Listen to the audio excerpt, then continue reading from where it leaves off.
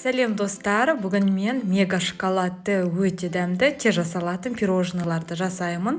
Видеоның соңына дейін қараймыз. Алдымен сары майымыз бен шоколадымызды жақсылап ертіп аламыз. Мен су моншасында ерттім. Одан кейін оған қантымызды, ваниль қантын, сәл тұзды, қопсытқышты қосып, жақсылап барлығын араластырамыз.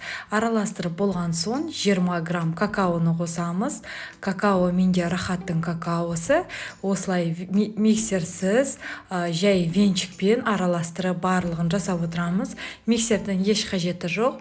Одан кейін 3 жұмыртқамызды қосып, жақсылап барлығын тағы да бір венчикпен араластырамыз. Бұл пирожныйға біз тек қана 110 грамм ұнды саламыз. Бірақ ұнды салған кезде біздің массамыз қойылам кетеді. Бірақ еш қорықпаңыз, пирожныйыңыз өте дәмді, воздушный болып шығады. Енді жайменде пешімізді қыздырып бастаймыз. Әдемілетіп осылай формаға құйып, біздің пирожныйларымызды 170 градуста 25 минут жақсылап барлығын пісіріп аламыз. Пирожныйларымызды суытып алған соң, дәл видеодағыдай 4 бұрышты етіп турап, әдемілеп пирожныйлардың формасын жасаймыз. Одан кейін жарты шоколадты, яғни жарты плитканы осылай кондитер қапшығына салып, әдемілетіп осындай узорларды жасаймыз.